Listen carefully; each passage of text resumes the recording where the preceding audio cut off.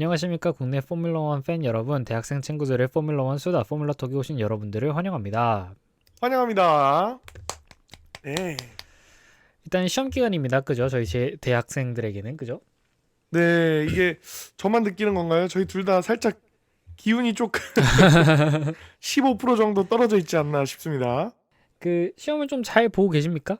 저희 일단 저는 월요일에 수업이 없습니다. 음. 네, 그래서 오늘 일단 올라왔고 내일부터 시험이네요. 이제 내일 시험인데 오늘 이렇게 녹음을 하러 왔다. 그렇죠. 준 씨도 오늘 시험 보시지 않았습니까? 네, 저희는 이제 지금 녹음을 지금 월요일 날 밤, 아니죠. 월요일 날 이제 오후에 이렇게 지금 하고 있는데 네. 이제 오전에 이제 제가 시험을 보고 왔죠. 근데 시험 자체가 뭐 원래 그렇게 뭐 어려운 시험이라고 생각을 안 했던 과목이기도 하고 네. 뭐 평소에 좀 준비를 잘 해놨었기 때문에 뭐 약간 끝나고 나서 살짝 아쉬운 것도 있긴 했지만 어쨌든 무난하게 나쁘지 않게 보고 온 것 같고 네. 뭐 그리고 나서 이제 제가 이제 밤 동안 이제 레이스 봤던 것들 하고서 이제 추가로 또 보는 것들, 기사 뜬 것들 이렇게 종합해가지고 또 열심히 이렇게 준비해가지고 이렇게 녹음하러 왔습니다. 네. 이게 사실 준 씨가 뭐 학창 시절부터 봐왔지만 대단한 게 뭐랄까 시험 준비를 저는 약간 벼락치기 하는 스타일이거든요. 네. 그래서 당장 목요일에 보는 시험도 아직 책도 한번 안 펼쳐봤는데 근데 그거는 자랑할 만한 게 아닌 것 같은데 이게 너무 익숙해져 버려서 이게 어쩔 수가 없습니다. 바꿀 수 없습니다. 근데 이거는 이거는 제가 대단한 게 아니라 약간 그쪽이 별난 것 같은데 그러니까 보통 네. 당연히 시험이 있으면은 이게 사실 그러면서도 본인 입으로 이제 준비를 열심히 했다, 준비를 나쁘지 않게 했다라고 말하기가 쉽지 않은데 그런 부분 참 대단한 것 같습니다. 예, 그만큼 뭐 열심히 나름 했으니까 네. 그런 거고 이제 일단은 뭐 저희가 이렇게 하고 있는 동안 사실 이번 주는 굉장히 이 F1 팬분들이 굉장히 또 열심히 산 그런 한 주가 아닐까 싶은데 왜냐하면 사실 네. 이번 주 레이스가 전부 다 보기 굉장히 어려운 시간대에 있었잖아요. 그렇죠. 프랙티스부터 시작해서 그죠. 뭐 대부분의 많은 팬분들이 아예 그냥 이제 실시간으로 보시는 걸 포기하고 네. 그냥 뭐 이제 전부 다시 보기로 보셨을 수도 있고요. 네. 뭐 아니면 정말 이거를 밤마다 하나씩 일어나 가면서 밤에 다 봤다라고 하기에는 네. 너무 사실 이번에 전부 그죠? 제 생각에는 아마 그 쿠팡 플레이 내부적으로 그 시청률이 있다면 좀 한번 보고 싶습니다. 이게 과연 이렇게 새벽에 방송을 했을 때 평소보다 얼마나 사람들이 좀 덜 보는가 이런 것들이 좀 궁금하긴 한데 네. 라이브 시청률 말씀이시죠? 맞습니다. 근데 최근에 이제 유럽 쪽에서 이제 레이스를 할 때만 하더라도 그래도 이제 밤 10시, 11시 요렇게 일요일 밤에 레이스를 해주는 덕분에 딱 그렇게 보고 이제 다음날 이제 출근 준비, 다음날 이제 등교 준비 이런 거 하기가 굉장히 수월했는데 그렇죠. 이제 갑자기 이제 19라운드 이번에 미국부터 시작해가지고 이제 다음번에는 저희 브라질에 있고요. 아니죠, 죄송합니다. 다음번에는 이제 멕시코에 있고요. 네. 그 다음에 뭐 라스베가스 뭐 있고 이제 브라질 있고 뭐 이렇게 하면서 이제 앞으로 남은 레이스들이 전반적으로 좀 한국인들에게 그렇게 친절한 시간대가 아니에요. 당장 지금 멕시코 레이스 보면은 새벽 2시네요. 왜냐면 둘이 시간대가 거의 같죠. 왜냐면 텍사스만 해도 왜냐면 그러네. 이번에 있었던 텍사스 자체가 거의 멕시코에 붙어 있는 지역이지 않습니까? 그러니까 아메리카 대륙이 그렇죠. 거의 시간대가 비슷하니까요. 네. 네. 뭐 당연한 건데 이게 뭐 매년마다 이렇게 돌아오는 연례 행사 같이 딱 이맘때쯤 되면은 원래 사실 레이스가 딱 이렇게 있어서 뭐 저희가 어떻게 할 수 있는 부분이 없습니다. 뭐 네. 유럽 시간대가 참 좋았죠. 그죠. 뭐 대신 반대로 이제 미국에 사시는 분들은 뭐 일본 그랑프리나 아니면 중국 그랑프리를 할 때 이제 그때 이제 욕을 해가시면서 이제 봤겠죠. 아마. 그러니까 이게 전 세계 팬분들이 이제 1년을 돌면서 서로 공평해지는 그런 이 사이클이 있는 거지. 그만큼 또 글로벌적인 인기가 있다고 볼 수 있겠습니다. 맞습니다. 뭐 사실 뭐 미국 그랑프리를 이제 나이트 레이스로 바꿔주지 않는 한 이건 뭐 해결을 할 수가 없죠. 그래도 생방으로 또 챙겨봐야 되지 않겠습니까? 그렇죠. 근데 심지어 나이트 레이스가 된다라고 하면은 네. 지금 시간대에서 뒤로 밀리는 거잖아요. 그러면은 오히려 출근길에 레이스를 할 수도 있어. 월요일 아침에. 그쵸. 월요일 아침 막 8시 이렇게 레이스를 시작을 해버리게 되면 그것도 되게 참 어떻게 보면 애매하다 뭐 이렇게 할 수도 있고. 자, 어쨌든 오늘 이야기할 거리가 굉장히 많죠. 왜냐하면 이번에 스프린트 레이스까지 있었기 때문에. 네, 내용이 촘촘합니다. 맞습니다. 그래서 저희가 빠르게 한번 이번 주말에 무슨 일이 있었는지 한번 보도록 하겠습니다. 네.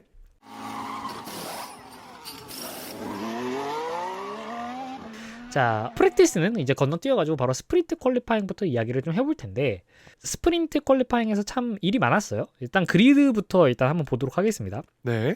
스프린트 폴포지션 막스 베르스타펜, 2위하고 3위에 맥라렌의 노리스와 피아스트리, 4위에 자우버의 헐켄베르크 선수가 올라왔고요. 네. 5그리드의 러셀, 6그리드 알론소, 7그리드 사인츠, 8그리드 해밀턴, 9그리드 알본, 10그리드 르클레르 뭐 이런 식으로 스프린트 퀄리파잉이 진행이 되었는데, 네. 일단 SQ1부터 정말 큰 사고가 하나 있었죠. 자, 이게 보통 저희가 사고라고 한다면은 차끼리 이렇게 부딪혀가지고 물리적인 사고를 생각하지 않습니까? 그렇죠. 근데 이번에는 정말 되게 오랜만에 보는 일인 것 같은데, 정말 이례적으로 전략적인 미스가 났어요. 이게 뭐냐면, 네. 세션 마지막에 여러 선수들이 최대한 늦게 플라잉 랩을 시작하기 위해서 눈치 싸움을 벌이다가 다들 막바지에 급하게 플라잉 랩을 막 시작하려는 그런 조짐을 보이다가, 네. 그 중에서 츠노다, 오콘 그리고 보톨레투 선수가 네. 아예 마지막 플라잉 랩을 시작조차 하지 못한 채 세션이 끝나버렸습니다. 그냥 기회조차 없었던 거죠. 그쵸. 그러니까 이게 이제 저희가 사실 체커드 플래그가 뜨고 난 다음에도 기록을 작성을 할 수 있습니다만, 네. 결국 전제 조건은 그 체커드 플래그가 뜨기 전에 랩을 시작해야 되거든요. 그렇죠. 근데 이제 이 오콘 그리고 츠노다 보톨레토 선수가 마지막 코너를 돌아 나오고 있을 때 이제 세션이 끝나버렸어. 그래서 결과적으로는 플라잉 랩을 아예 작성하지 못했다. 마지막에 자신의 기록을 경신하지 못했다라는 겁니다. 이 비유하자면 무궁화 꽃이 피었습니다를 하는데 이제 막판에 좀 시간이 많이 남은 탈락자들이 많은 순간을 노리다가 아예 그냥 출발도 못 해버린 상황이네요. 그죠. 약간 그런 상황이라고 할 수 있겠고, 네. 이게 뭐 통상적인 퀄리파잉은 18분, 15분, 12분 이렇게 진행이 되는데, 스프린트 퀄리파잉은 이제 SQ1부터 시작해가지고 12분, 10분, 8분 이렇게 더 짧은 시간에 진행이 되지 않습니까? 그렇죠. 그래서 이건 결국 뭐 팀의 미스라고 봐야겠죠, 아무래도. 이제 결국 너무 늦게 내보낸 그런 측면이 있겠고, 사실 이게 이 저희 포뮬러 1 차량이 하이브리드 차량이다 보니까 이 배터리 때문에 네. 예를 들어서 이게 빠듯하게 아웃랩을 내보내면은 이 시간에 맞추기 위해서 아웃랩을 돌 때 배터리를 소진하면서 달려야 되는 경우는 가끔 있었어요. 예를 들어서 한 랩을 도는데 한 1분 30초 정도가 걸린다고 치면, 예를 들어 플라잉 랩 기준으로 1분 30초 정도가 걸린다고 치면은, 그러면 아웃랩을 딱 나갔는데 시간이 한 1분 한 40초, 1분 35초밖에 안 남은 거야. 그래가지고 아웃랩을 최대한 빨리 돌고 체커드 플래그가 뜨기 전에 랩을 시작하기 위해서 그 아웃랩에서부터 배터리를 정말 전력으로 소비해가지고 이제 달려야 되는 그런 상황이 가끔 있기도 했습니다만, 이게 사실 퀄리파잉에서 아예 이렇게 플라잉 랩을 시작하지 못하는 거는 사실 저도 되게 오랜만에 보는 것 같습니다. 사실 마지막에 본 게 언제인지 기억이 안 날 정도로, 거의 기억이 없을 정도로 그렇게 흔한 일이 아닌데 이번에 그렇게 발생을 했다.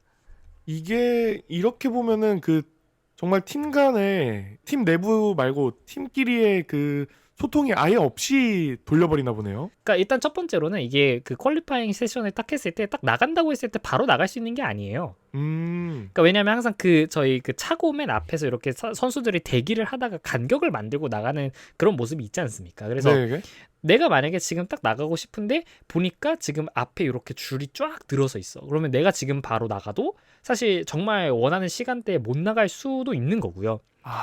심지어는 제대로 시간에 나갔다라고 하더라도 결국 앞에 차와의 간격을 만들어야 되지 않습니까? 그렇죠. 그러니까 예를 들어 정말 1분 30초짜리 랩에다가 2분을 앞두고서 나갔는데도 시간이 모자랄 수도 있는 거지. 왜냐하면 앞에 선수들을 조금씩 어쨌든 다 보내는 걸 기다린 다음에 이제 내가 시작을 해야 되는데, 그렇지 않으면은 플라잉 랩을 하다가 도중에 뭐 더티에어에 의해서 이제 영향을 받을 수도 있는 거고요. 트래픽에 의해서 영향을 받을 수도 있는 거니까 그냥 이게 남았다고 해서 그냥 앞에 차를 꽁무니 쫓아가다 그렇게 플라잉 랩을 시작할 수 없는 노릇이니까 결국에는 뭐 이제 팀이 너무 낙관적으로 생각한 게 아니었나, 이 선수들에게는 그렇게 좀 생각을 합니다. 그렇습니다. 이걸 반면교사 삼아서 또 다음에 또 새로운 전략을 가져올 수 있겠죠. 맞습니다.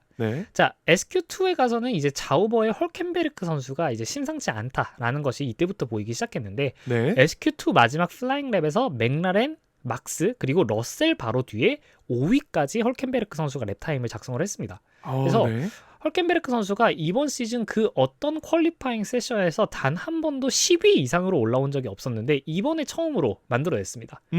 그것도 애매하게 8, 9, 10등이 아니라 4등. 5위죠. 5위. 그러니까 SQ2를 통과할 때 5위. 그러니까 이게 이미 세션 단위로만 쳐도 최초 10위 넘게 올라온 게 최초. 이야. 그렇게 했었는데 근데 이제 심지어 Q3에 가서는 그중에서 또 4위까지 올라가면서 4그리드를 차지했다라는 거죠. 폼이 괜찮았었네요. 맞습니다.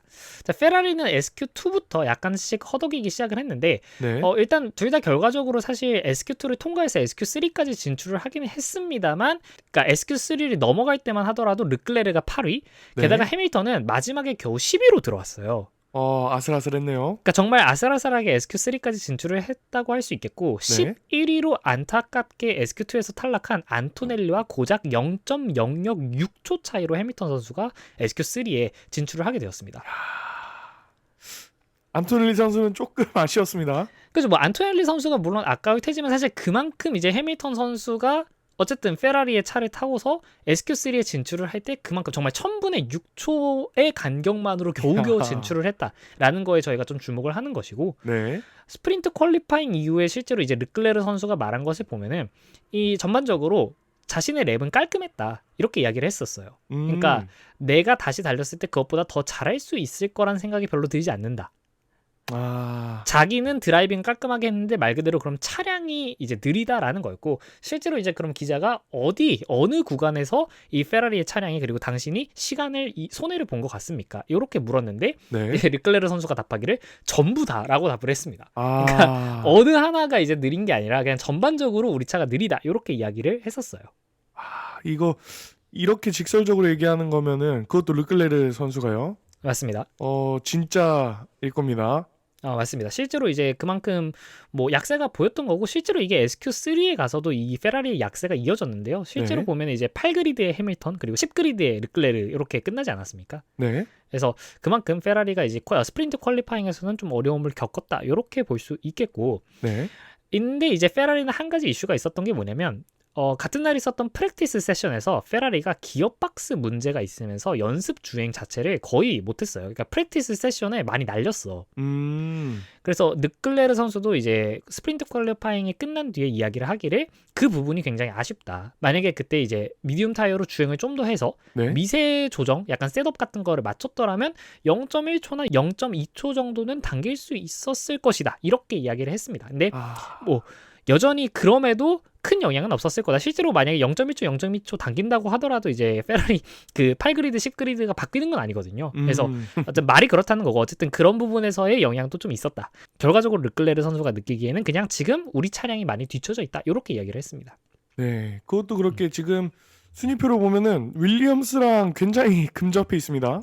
맞습니다. 윌리엄스랑 굉장히 근접해 있고 이번에 윌리엄스도 굉장히 좀 그 스프린트 그리드에서 좋은 결과를 냈어요. 네. 사인츠 선수가 7그리드고 알본 선수가 9그리드이기 때문에 둘이 사실 종합적으로 보면은 페라리보다 좋은 이제 그리드를 차지를 한 거거든요. 왜냐하면 그렇죠. 해밀턴이 8그리드, 르클레르가 10그리드니까. 네. 그래서 윌리엄스도 사실 사인츠 선수의 포디움 있는 이후로 지금 팀의 분위기가 계속 괜찮은데 근데 정말 이번에 저희가 이따 레이스에서도 보면 아시겠지만 정말 운이 잘 안 따라주는 것도 있고 그렇죠. 알본 선수의 차례가 충분히 돌아올 법도 한데 알본 선수가 좀 그러니까 갑자기 좀 기복이 생겼어요. 최근에 들어서.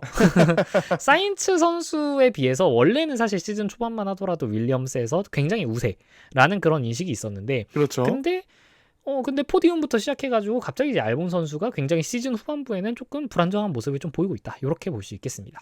네, 그렇습니다. 네, 베르스타펜 선수는 SQ3 마지막 플라잉 랩에서 1위였던 노리스 선수를 0.07초 차이로 앞서면서 폴 포지션을 작성을 했고요. 게다가 앞서 5위로 말씀드렸던 SQ2를 진출했던 헐켄베르크 선수는 4위로 마감을 하면서 이번 시즌 자우버의 최고 퀄리파잉 성적을 작성을 했습니다. 근데 물론 어쨌든 스프린트이기 때문에 이게 공식 퀄리파잉 기록에 산입이 되진 않고요. 스프린트 기록으로만 작성이 됩니다. 그래서 예를 들어서 저번에 마이애미 스프린트에서 폴 포지션을 작성한 키미 안토넬리 선수도 이제 공식적으로는 어쨌든 레이스 폴 포지션이 없기 때문에 네. 저희가 이번 중계에서도 얘기가 잠깐 나왔었는데 이제 모든 종류의 퀄리파잉으로 범위를 넓히면 최연소 폴 포지션을 갖고 있지만 근데 어쨌든 이제 공식적인 기록은 아니라는 거죠. 그렇죠. 근데 사실 스프린트 퀄리파잉이 일반 퀄리파잉보다 그 세션 길이가 더 짧지 않습니까? 그렇죠. 그럼 사실 스프린트 퀄리파잉에서 순위가 높은 게 훨씬 더 어려운 게 아닌가 싶긴 합니다만은. 단거리 경주 느낌이니까요. 그렇죠. 그러니까 오히려 달릴 기회가 더 적다라는 거지. 그러니까 오히려 더 이제 스프린트 퀄리파잉에서 이 높은 순위를 차지한 게 훨씬 더 대단한 일이 아닐까 싶긴 합니다만 어쨌든 근본이 없는 레이스다 스프린트는. 이렇게 볼 수 있겠습니다. 네, 자체도 사실 최근에 생긴 그 경기잖아요. 제가 알기로는 2021년부터 생겼습니다. 이게 이제 기존의 이제 F1 레이스가 너무 길어. 그래서 이 MZ 세대들한테 너무 지루하다 이런 평가가 있었기 때문에 그렇죠. 요것을 약간 보완하기 위한 정말 짧은 레이스를 기획하기 위해서 이제 포뮬러 1에서 시도를 한 것이기 때문에 그렇죠. 자, 그래서 그런 측면들이 있겠습니다. 네, 미니게임 느낌입니다. 맞습니다. 자, 스프린트 레이스에서 한번 들어가 보자면 자, 레이스에서 정말 멋진 일들이 있었어요. 자, 네. 자, 이게 무슨 일이었냐면 일단 결과를 한번 보도록 하겠습니다. 스프린트 폴트윈에 이제 베르스타펜 선수가 작성을 하면서 바로 우승을 해냈고요. 2위에 조지 러셀 선수, 3위에 사인츠, 4위가 해밀턴, 5위 르클레르, 6위에 알본, 7위에 츠노다, 그리고 8위에 키미 안토넬리 선수까지 들어오면서 이 총 4팀의 두 드라이버가 전부 모두 이 8명의 자리를 차지를 했는데 근데 재밌는 거는 여기 맥라렌 드라이버가 없습니다. 오, 그러네요. 자, 그 대신 들어온 게 바로 사인츠 선수하고 알본 선수인데 네. 이게 레이스가 시작하자마자 1번 코너에서 정말 엄청난 일이 있었기 때문입니다. 바로 맥라렌의 더블 리타이어였습니다. 누구 실책이죠? 별도의 원인이 있긴 했습니다만은 어쨌든 결과적으로 팀메이트 충돌이긴 했고 굳이 실책이라고 따진다면은 글쎄요. 그러니까 누군가가 잘못했다고는 저는 보지 않는데 네. 그 발단, 그러니까 맨 처음에 그 시작점이 누구였냐라고 한다면은 굳이 따지자면 헐켄베르크 그리고 피아스트리 선수입니다. 자, 스프린트 레이스가 시작하자마자 상황을 한번 보자면 네. 1그리드의 베르스타펜 선수가 트랙의 오른쪽에 위치를 하고 있었고 네. 그리고 1번 코너가 좌회전이니까 이 레이싱 라인 쪽을 이제 점하고 있는 겁니다. 이제 베르스타펜 선수가. 네. 2그리드가 노리스로 이제 왼쪽 뒤에 있었고 3그리드의 피아스트리가 그 오른쪽 그 베르스타펜 바로 뒤에 있었고 그리고 4그리드의 헐켄베르크 선수가 2그리드 왼쪽에 있는 노리스의 뒤에 있었습니다. 네. 근데 이제 3그리드의 피아스트리가 스타트를 너무 잘했어요. 그러면서 1번 코너에 도착할 때쯤 노리스랑 거의 휠투휠로 이미 같은 레벨까지 올라와 버렸어. 그러니까 약간 노리스는 스타트를 살짝 미스를 냈고 네. 피아스트리는 반응을 굉장히 잘한 거죠. 네. 치고 올라오네요, 바로. 맞습니다. 근데 노리스가 노리스가 이제 트랙의 왼쪽에 있고 그리고 1번 코너 더 빅 레드가 좌회전이다 보니까 네. 노리스가 인코스를 점유하고 있으니까 이제 피아스트리는 무리하게 굳이 레이트 브레이킹을 시도하지 않고 노리스를 먼저 보내고 뒤에서 컷백을 노렸습니다. 그러니까 쉽게 말하자면은 노리스를 상대로 라인 크로스를 하는 것처럼 이제 라인을 탔던 거죠. 네. 노리스를 먼저 인코스에서 보내고 그리고 그 뒤쪽으로 이렇게 가로질러서 이제 탈출 속도에서 이득을 보고자 했던 건데 네. 문제는 그렇게 컷백으로 날카롭게 인코스를 진입하다가 노리스 뒤에서 오던 4그리드의 헐켄베르크 선수와 부딪혔고 네. 그러면서 차가 공중으로 한번 떴고 그대로 차가 밀리면서 노리스 선수 차량까지 이 사고에 휘말리게 되었습니다. 그래서 피아스트리 선수, 그러니까 맨 처음에는 헐켄베르크 선수와 피아스트리가 충돌을 했고 그렇게 튕겨져 나간 피아스트리의 차가 노리스까지 이제 충격을 했다라는 거고 그 자리에서 노리스 선수는 이제 리어 서스펜션 손상으로 인해서 바로 리타이어를 했고 네. 이제 죄송합니다. 그 자리에서 피아스트리 선수는 이제 리어 서스펜션 손상으로 인해서 리타이어를 했고 네. 노리스 선수는 리어 타이어가 완전히 빠지면서 아이고. 이제 더블 리타이어 이렇게 맥라렌이 더블 리타이어 하게 되었습니다. 그리고 같은 사고에 왜냐하면 이게 첫 레벨 1번 코너다 보니까 이 모든 차량들이 혼전인 상황에서 이렇게 사고가 나지 않았습니까? 네. 그래서 굉장히 많은 차량들이 휘말렸는데 그 중에서도 페르난도 알론소 선수 역시 이 사고에 휘말리면서 같이 리타이어를 하게 됐습니다. 근데 이 앞에 순위권에 있는 분들이 다 그냥 빠져버렸군요. 맞습니다. 그래서 뒤에서 그 잔해들하고 이런 것들을 정말 이 쏙쏙쏙 이렇게 지나갔던 그런 드라이버들이 실제로 이제 굉장히 크게 이득을 받고 이제 그 드라이버들이 바로 츠노다 선수와 그리고 르클레르 선수입니다. 10그리드에서 출발해가지고 르클레르 선수가 5위로 끝났고요. 네. 츠노다 선수는 심지어 저기 SQ1에서 탈락을 해가지고 18그리드에서 출발을 했단 말이야. 그렇죠. 근데 7위까지 올라와서 결국 포인트를 따냈습니다. 이야, 이 페라리 선수들도 즐거운 토요일을 보낼 수 있었겠습니다. 맞습니다. 그런 식으로 된 거고 그리고 게다가 이제 4그리드로 시작했던 헐켄베르크 선수도 사고로 인해서 프론트 윙을 교체하러 이제 피트인을 하면서 결국 스프린트에서 단 1포인트도 얻지 못하게 되었고요. 네. 앞에서 이제 이 모든 상황에 전혀 상관이 없었던 바로 베르스타펜 선수만 굉장히 큰 이득을 받습니다. 그래서 이게 레이스가 끝난 다음에 이게 갑자기 이제 해외에서 나온 얘기가 뭐였냐면은 네. 헐켄베르크 선수가 내년에 레드불의 세컨드 드라이버가 될 수도 있다. 그러니까 이 완전 이 베르스타펜 선수를 위한 정말 숭고한 희생을 한 거죠. 베르스타펜 선수를 앞에다 남겨놓고 뒤에 오던 2위와 3위, 심지어 그것도 노리스와 피아스트리를 그냥 이 당구, 그냥 완전 이 약간 컬링처럼 딱딱 해가지고 이제 완전 나가리 시켜버렸잖아. 그러네. 컬링 느낌이네요. 뒤쪽을 그쵸? 그냥 싹 밀어버리네요. 맞습니다. 그래서 이제 헐켄베르크 선수가 갑자기 약간 레드불 팬들에게 약간 주목을 받기 시작을 했다. 실제로 이제 베르스타펜 선수 옆자리에 지금 세컨드 드라이버가 아직까지 정해지지 않았으니까 네. 설마? 약간 이런 이야기를 했습니다. 네. 그래서 뭐 이제 장난식으로 한 거고, 어쨌든 그 혼전 상황에서 츠노다 선수와 르클레르 선수가 사이사이를 잘 뚫고 나가면서 이득을 받고 실제로 이제 말씀드렸듯 츠노다 선수가 포인트를 획득하는 그런 결과가 나오기도 했습니다. 네, 축하드립니다. 이 스프린트 때부터 엄청 많은 일이 있어요. 맞습니다. 그래서 이 사건과 관련해서 사실 직전 싱가포르 이후 2주 연속으로 팀메이트 간의 충돌인 거잖아요. 그죠? 네. 그래서 물론 이번에는 사실 그 시작점에 헐켄베르크 선수가 있긴 했습니다만, 그래서 끝나고 나서 이것저것 좀 날선 반응들이 있었는데, 맥라렌의 잭 브라운 감독은 헐켄베르크 선수가 아마추어 같이 드라이빙했다. 우리 드라이버들은 아무런 잘못이 없는데 이 헐켄베르크의 아마추어 같은 드라이빙으로 인해서 이런 사고가 발생을 했다. 이런 식으로 굉장히 공격적인 발언을 하기도 했었고요. 그렇네요. 노리스 선수 같은 경우에는 그냥 이번 주가 끝나고 이제 우리 팀이 항상 그렇듯 상황을 검토할 것이다. 그냥 불운했다. 이렇게 이야기를 했고, 피아스트리 선수는 이제 다른 옵션이 없었다. 이런 식으로 자기 항변을 하긴 했습니다. 그러니까 만약 자기가 그쪽에서 만약에 안쪽에 공간을 주면서 바깥쪽으로 크게 도는 선택을 했었더라면 사고가 일어나지 않았을 테지만 잠재적으로 그 인코스로 두세 대의 차량을 보내주는 상황이 됐을 것이다. 그래서 이거는 레이싱 중에 얼마든지 일어날 수 있는 일이다. 이렇게 이야기를 했습니다. 그렇습니다. 모든 일들이 그렇지만 그때 모두의 최선의 선택이었을 거거든요. 맞습니다. 네, 그렇기 때문에 뭐 사실 누구 잘못이라기보다는 정말 불운했던 게 아닌가 합니다. 맞습니다. 자, 그리고 나서 뭐 근데 실제로 그렇게 이야기를 해놓고 나서 이제 잭 브라운 감독은 추후에 이제 내가 영상을 다시 봤는데 그냥 일어날 법한 사고였다. 헐켄베르크에게 미안하다. 그러니까 그렇게 말을 해서 미안하다. 내 발언을 취소한다. 이렇게 사과한다는 뜻을 밝기도 했습니다. 네, 밝히기도 했습니다. 네.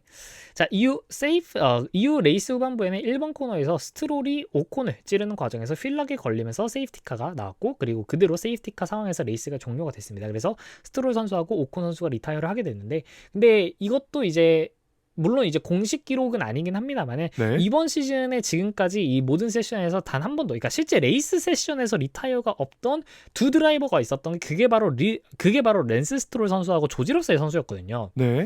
근데 이제 랜스 스트롤 선수가 이번 시즌 처음으로 레이스 상황에서의 이 리타이어를 하게 되었고, 물론 이것도 스프린트 레이스니까 아직도 그 약간 근본 그 기록의 벽이 있죠.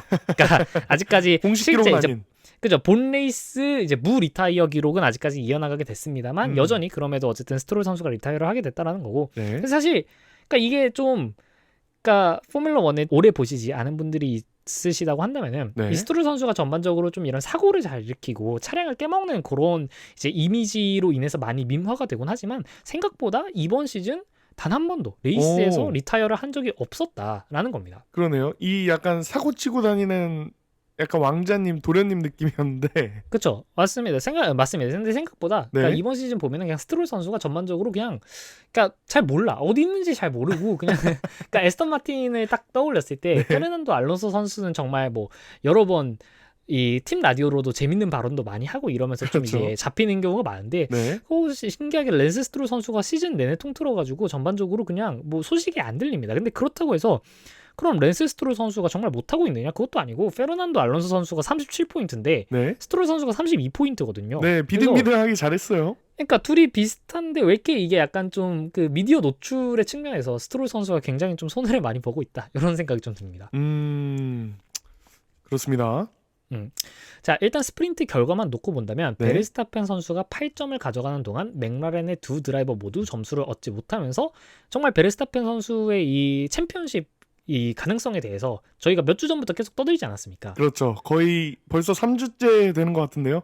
맞습니다. 그냥 뭐 계속 얘기를 했었죠. 그래서 네. 얘기를 했는데 정말 베르스타펜 선수에게는 정말 최고의 결과가 되었다라고 할 수 있겠고, 네. 직전에 이제 아제르바이잔, 바쿠 이런 때에서 이 피아스트리 선수가 1000레벨 리타이어를 했지만 막상 노리스 선수가 많은 포인트를 못 얻으면서 생각보다 많이 못 따라갔었거든요. 네. 근데 그것과 대비되게 정말 이 베르스타펜 선수는 이 경쟁자들이 리타이어한 기회를 정말 잘 잡아가지고 기회를 잘 살렸다라고 할 수 있겠습니다. 그렇죠. 드라이버 챔피언십으로 향하는 길에 최고의 그 순위권을 따냈다고 볼 수 있습니다. 맞습니다. 게다가 츠노다 선수 역시 포인트권 안으로 어떻게든 진입을 해주면서 이 막스의 드라이버 챔피언십 경쟁뿐만 아니라 네. 레드불의 컨스트럭터 2위 싸움에도 조금은 기여하는 모습을 보였습니다. 실제로 이러면서 레드불이 스프린트에서 총 2명을 합해가지고 10포인트를 가져갔고 네. 페라리가 9포인트를 가져갔고 그리고 메르세데스가 8포인트를 가져갔으니까 어떻게든 이 순위가 조금씩 이 스프린트만으로도 조금 좁혀지기는 했습니다. 네, 저희가 일전에도 한번 얘기했었잖아요. 그 츠노다 선수의 입지가 불안정해질 수 있다. 앞으로 좀 맞습니다. 잘 복귀해야 된다. 순위권으로 해야 되는데 뭐 이 정도면은 어떻게 세컨 드라이버 입지를 좀 다졌다고 볼 수 있겠습니까? 뭐 나머지 이제 레이스들을 좀 봐야 되겠고 그리고 뭐 사실 운도 실력이라고는 하지만 결과적으로는 운이 정말 좋았다라고 할 수밖에 없는 게 그러니까 결과적으로는 퀄리파잉 성적이 정말 이 선수의 순수 속도, 선수 페이스를 측정하는 그런 시험대가 되는데 네. 근데 츠노다 선수가 어쨌든 저희 이번 퀄리파잉도 본 퀄리파잉에서도 그랬지만은 탑 10 안에서 들어오기 힘들어하는 모습을 계속 보이고 있기 때문에 네. 사실 이런 것들은 뭐 운이 좋고 사실 그죠. 사실 스프린트 퀄리파잉에서 SQ1에 탈락을 했던 것도 어떻게 보면 팀의 실책인 거죠. 늦게 내보낸 팀의 실책일 수도 있겠습니다만은. 그렇죠. 근데 결과적으로는 아직 사실 이것까지만 보고도 레드불의 세컨드 드라이버 자리를 주기에는 좀 모자라다라는 거고 뭐 객관적으로 봤을 때 어쨌든 얼비에 있으면서도 하자르 선수가 사실 어느 정도는 기복이 있긴 합니다만은 네. 지금 상황으로 봐서는 여전히 저는 하자르 선수가 조금 앞서 있지 않나라고 생각을 하긴 합니다. 그래도 앞으로 이제 5 그랑프리나 아직 많이 남았거든요. 네. 네, 그렇기 때문에 증명할 기회가 있을 때 조금 더 보여줬으면 하는 마음입니다. 뭐 그게 있긴 합니다만 이미 헬무트 마르코가 사실 10월 말에는 이제 드라이버 라인업을 확정을 짓고 싶다 이런 이야기를 몇 번 했었어요. 레드불에서. 그러네요. 그렇기 때문에 이번 주가 끝난 다음에 이제 다음에 있는 멕시코 그랑프리 정도가 사실 츠노다가 정말 자신의 그 가치를 좀 증명할 수 있는 마지막 무대가 되지 않을까라고 생각을 합니다. 그렇습니다. 자, 페라리 역시 스프린트 퀄리파잉 순위가 만족스럽지는 않았습니다만 사고가 난 상황에서 둘이 잘 빠져나오면서 더블 포인트 그리고 메르세데스도 더블 포인트 게다가 사인츠와 알본까지 포인트를 따내면서 윌리엄스의 차량 페이스가 꽤나 시즌 후반부에 경쟁력을 갖추고 있는 그런 모습이 되었습니다. 그래서 남은 레이스에서 2위 싸움을 하는 메르세데스, 페라리 그리고 레드불에게 윌리엄스가 이 사이에 껴가지고 어떤 역할을 어떤 변수를 만들어낼 수 있을 것인가 이렇게 한번 봐볼 수 있겠습니다. 네. 자, 그러면 바로 레이스 퀄리파잉으로 가보도록 하겠습니다. 네.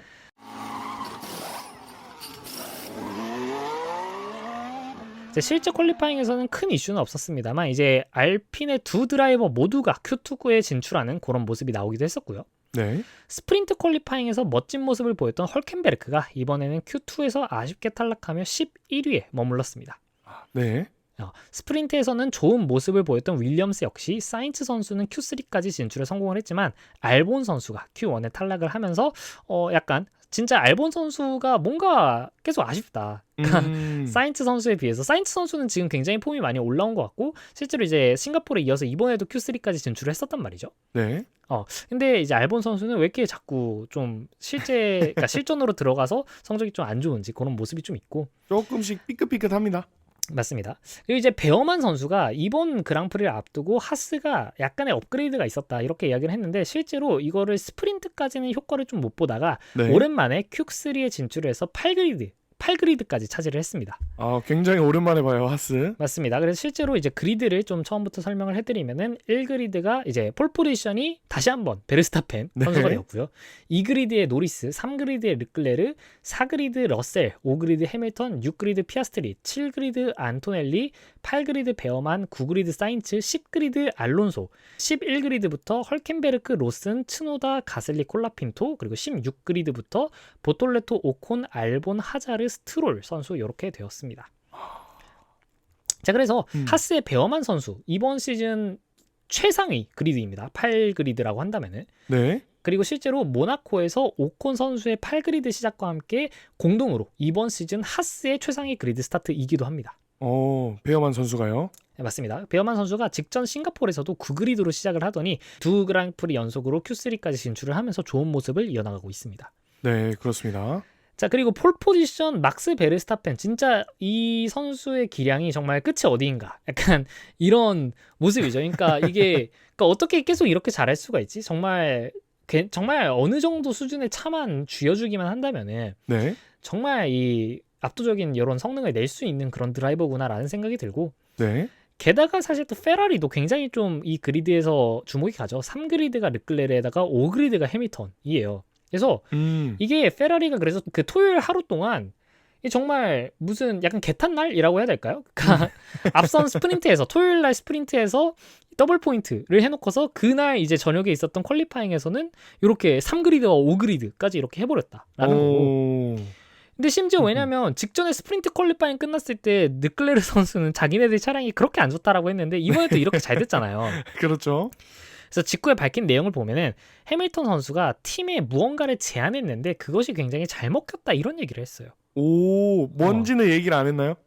이야기를 하기를 이 퀄리파잉 세션 운영 전반에 대해서 이 제안을 자기가 했는데 네. 그걸 팀에서 잘 받아들이면서 좋은 결과가 나왔다 이렇게 이야기를 했었고, 그냥 뭐 이 전반적인 접근 방식, 차분하게 접근하고 차량을 언제 내보낼지에 대한 그런 타이밍 이런 부분들에서 자신이 조금 조언을 했다 이렇게 이야기를 했고, 게다가 심지어는 이 차량의 오버스티어를 해결하기 위해서 프론트 윙에 구멍을 뚫는 것을 해밀턴 선수가 제안을 했는데 실제로 이 구멍이 뚫린 프론트 윙을 가지고서 차량이 개선되었다라고 얘기를 했어요.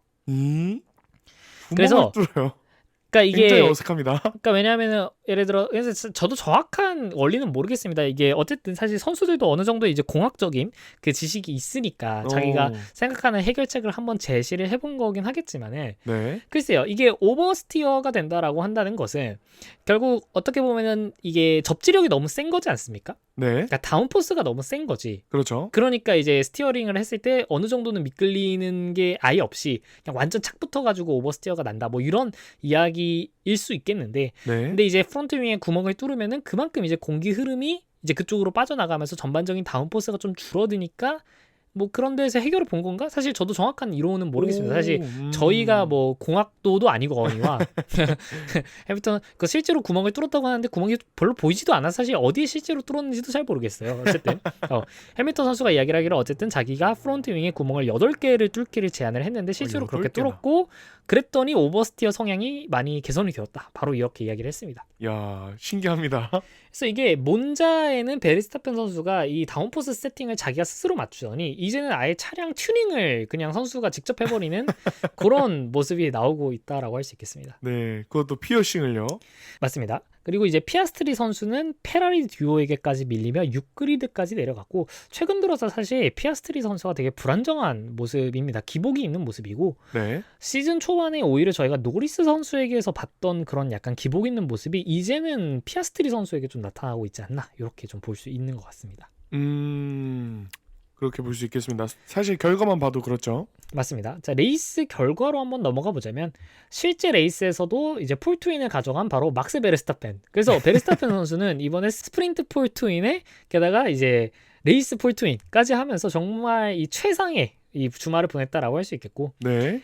2위에 노리스 선수, 3위가 르클레르 선수 이렇게 하면서 포디움에 들어왔고, 4위가 루이스 해밀턴, 5위가 피아스트리, 6위 러셀, 7위에 츠노다 선수, 8위가 헐켄베르크, 9위가 베어만, 그리고 10위에 페르난도 알론소 선수 이렇게 들어오면서 이 전반적인 포인트권이 마치게 되었습니다. 네. 그래서 이제 처음 시작했을 때 가장 눈에 띄었던 거는 이제 르클레르 선수의 약간 도박수였죠. 이 상위 15명의 드라이버 중에 유일하게 소프트 타이어로 시작을 했었단 말이에요. 근데 이 도박수를 정말 자기가 의도한 대로 잘 해냈습니다. 그러니까 결국 소프트 타이어를 스타트에 쓴다라는 거는 네. 이 첫 코너까지 가는 그 길에서, 그러니까 스타트를 정말 잘 해가지고 거기서 이제 첫 랩에 추월을 하는 것을 어느 정도 염두에 두고 그것을 목적으로 한 이제 전략이라고 우리가 볼 수 있겠는데, 네. 실제로 그렇게 했어요. 이게 소프트 타이어로 첫 코너에서 크게 아웃으로 돌 때까지 이 그리드의 노리스와 비슷하게 가다가 이번 코너에 진입할 때는 반대로 이제 우회전이기 때문에 트랙의 오른쪽에 있던 르클레르 선수, 그러니까 홀수 쪽 그리드가 이번 코너를 돌 때는 우위를 가진단 말이야. 네. 그래서 이 첫 번째 코너에서 이 노리스 선수, 이 그리드 왼쪽에 있는 이 그리드의 노리스 선수와 가깝게 붙어준 다음에 바로 그 2번 코너에서 우회전을 할 때 인코스로 이렇게 파고들면서 바로 노리스 선수를 제끼는 그런 모습을 볼 수 있었고, 네. 그리고 나서 그 소프트 타이어로 21랩까지 버텼어요. 그러니까 총 56랩짜리 레이스에서 소프트 타이어 한 짝으로 20랩을 버텼습니다. 쉽지 않은데 제 기억으로는 저번에 말씀드렸던 C1부터 C5까지의 타이어 중에 네. 이번 소프트가 C4였나 그러지 않았나요? 맞습니다. 이번 소프트가 C4였고 게다가 이제 노리스 선수는 미디엄 타이어로 시작을 했었거든요. 네. 그래서 사실 스타트에서 노리스 선수가 따이는 거는 뭐 그럴 수는 있겠다라고 생각을 했는데 생각보다 이 르클레르 선수가 그 이후로도 실수가 거의 없이 계속 완벽한 방어를 해내면서 20랩까지 결국 소프트 타이어의 페이스가 점점 떨어지지 않습니까? 그렇죠. 근데 이제 3위로 내려앉은 노리스 선수가 그 미디움 타이어의 이점을 가지고서도 레이스 중반부까지 못 넘어가는 거야. 그래가지고 정말 20랩 돌 때까지 르클레르 선수가 뒤에서 노리스 선수를 이렇게 방어를 했었다라는 겁니다. 네, 그 말랑한 타이어를 가지고 레이스의 5분의 2 정도를 잘 방어했습니다. 맞습니다. 그래서 실제로 이 전략이 되게 그럴듯했던 게 일단은 르클레르 선수가 있는 쪽이 그리드의 오른쪽이고 네. 메인 스트레이트에서 레이싱 라인이 그려지는 게 바로 오른쪽입니다. 왜냐하면 1번 코너가 좌회전이기 때문에. 네. 그러다 보니까 당연히 그럼 홀수 쪽 그리드에 있는 선수들이 그 노면 상태가 조금은 더 좋아. 그러니까 그런 것도 당연히 영향이 있을 테고, 네. 그리고 이제 퀄리파잉 때 와서 페라리의 페이스가 나쁘지 않다, 우리 차가 지금 나쁘지 않다라고 판단을 했었기 때문에 만약에 처음에 넘어간다면 충분히 그 이후에도 우위를 점할 수 있겠다라는 생각이 든 거죠. 그래서 실제로 레이스가 끝난 뒤에 노리스 선수가 이야기를 하기를 네. 전날 스프린트 레이스에서 첫 랩의 1번 코너에서 그 피아스트리 선수와의 사고로 리타이어를 하지 않았습니까? 네. 그래서 그 사고로 인해서 첫 코너에서 르클레르 선수한테 과감하게 배트를 걸 수 없었다라고 이야기를 했어요. 그러니까 약간... 전날 있었던 사고 때문에 이제 첫 코너에서 르클레르 선수가 과감하게 아웃코스로 이렇게 돌진을 했을 때 그거를 방어를 하기 위해서 과감하게 움직이지 못했다라는 거지. 두 번 사고 나면 완전히 오방이니까. 특히나 이미 노리스 선수는 이미 여러 번 리타이어를 하면서 이 챔피언십 경쟁에서 멀어진 전적이 있기 때문에 그런 부분에 대해서 좀 사리지 않았나라고 생각을 합니다. 맞네요. 사렸다는 단어가 딱 정확합니다. 맞습니다. 페라리는 사실 또 스타트가 괜찮았던 게 뒤에서 5그리드에서 출발한 해밀턴 역시 르클레르가 넘어가는 와중에 자기도 스타트를 똑같이 잘 끊으면서 4위까지 올라왔어요. 그러니까 정확하게 같은 방식이야. 왜냐하면은 르클레르 바로 뒤에 해밀턴이거든요. 3그리드 5그리드니까 네. 둘 다 오른쪽에 있는 거야. 그러니까 둘이 똑같이 추월을 했어요. 둘이 똑같이 1번 코너에서 아웃코스를 돌 때까지 잘 순위를 유지를 한 다음에 2번 코스 우회전을 돌 때 인코스로 돌면서 한 단계씩 올라가는 그런 전략을 핀 거지. 그리고 이제 이 르클레르 선수하고 노리스 선수의 2위 싸움을 정말 거의 중계 내내 그냥 이것만 거의 보여주는 식으로 이제 봤는데, 작은 화면으로도 계속 보여줬어요. 맞습니다. 르클레르 선수가 21랩에 결국 소프트 타이어 페이스가 떨어지면서 결국 노리스 선수에게 2위를 내줬고요. 네. 사실 이거 전까지도 정말 계속 온몸 비틀기를 하면서 어떻게든 노리스 선수를 실수도 없이 막아내고 있었습니다. 네. 자, 근데 21랩째 르클레르 선수가 따이고 나서 바로 피트인을 해서 미디움 타이어로 교체를 하고 나왔어. 그리고 나서 32랩째에 노리스 선수가 피트인을 해서 미디움을 소프트로 바꾸고 나왔는데, 이때 노리스 선수가 피트 스탑을 끝내고 나왔을 때 르클레르 선수 뒤로 나왔습니다. 좀 늦었었나요? 아니요, 그건 아니고 르클레르 선수의 미디움 타이어 페이스가 괜찮았던 거죠. 그러니까 한마디로 르클레르 선수가 추월을 당하자마자 바로 오버컷을 시도를 한 거고, 물론 그렇게 하려고 한 건 아니었는데 사실 진짜 소프트 타이어가 그만큼 달았으니까 사실 한 거지만은, 그렇죠. 결과적으로 성공을 한 거다, 이렇게 볼 수 있겠습니다. 운도 따라줬고 실력도 충분했습니다.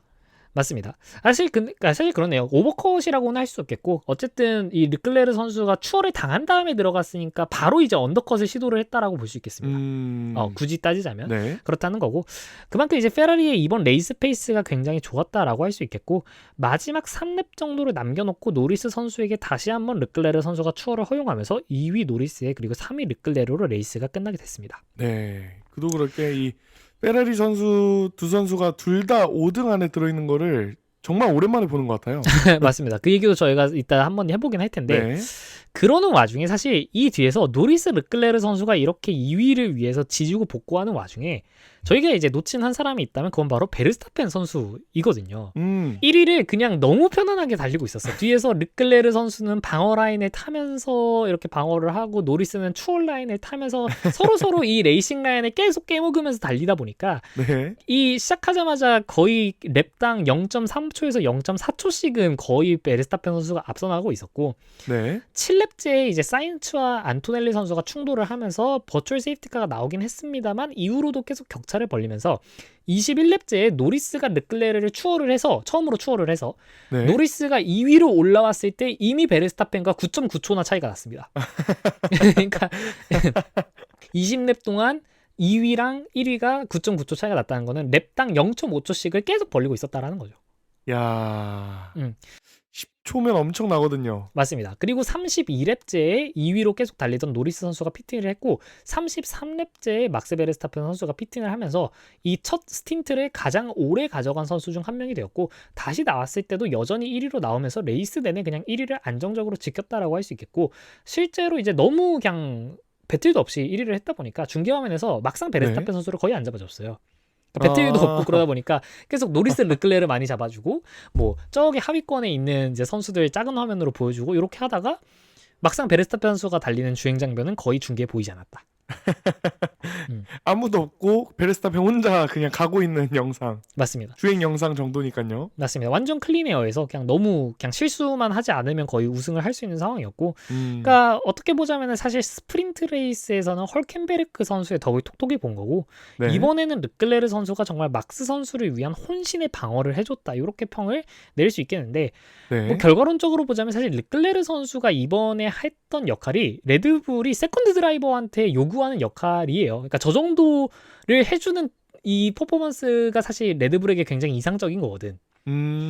역할 자체가요. 그치? 빠르긴 빨라. 빠르긴 빠르니까 그러니까 2그리드에 있고 3그리드에 있겠죠? 하지만 막스보다는 조금 느리면서 이제 그러면서 뒤에 있는 선수들을 이렇게 효과적으로 좀 붙잡아 놓을 수 있는 막스의 경쟁자들을 뭐 거의 10렙, 12렙 이런 식으로 묶어 놓으면서 레이싱 라인을 깨트려 버릴 수 있는 요 정도의 페이스를 가진 그런 드라이버가 있는 것이 가장 이상적이라고도 할 수 있겠습니다.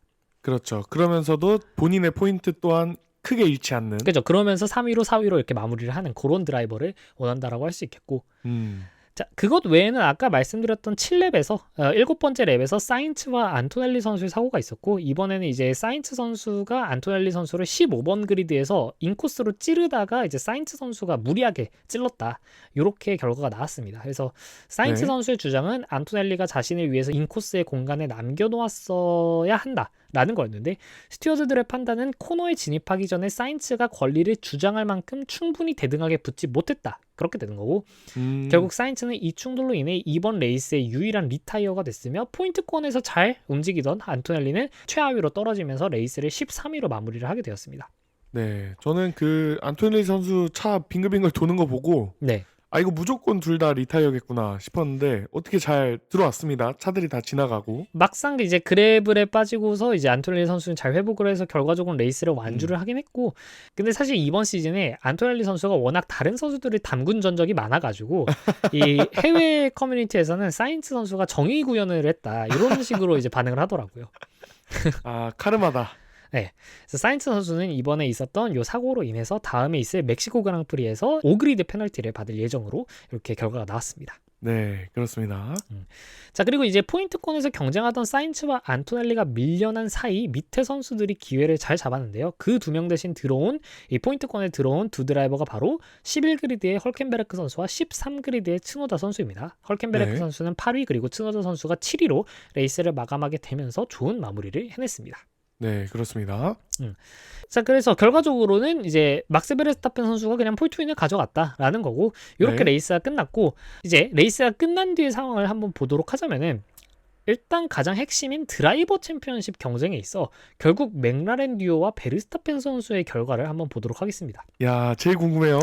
자, 이번 레이스가 끝난 뒤 1위인 피아스트리 선수의 포인트가 346포인트, 네. 노리스 선수가 332포인트로 이제 피아스트리 선수와 단 14포인트 차이입니다. 네. 그리고 3위인 막스 베르스타펜 선수가 306포인트로 피아스트리 선수와는 40포인트 격차에 노리스 선수와는 26포인트 격차 이렇게 되었습니다. 야, 이제 300점대까지 올라왔네요. 맞습니다. 그래서 이번 주말 동안 베르스타펜 선수는 정말 최상의 퍼포먼스입니다. 포인트를 딸 수 있는 최대치를 다 해내면서 네. 스프린트 폴트윈에 레이스 폴트윈 한 주말에 한 명의 드라이버가 33점을 냈습니다. 이야.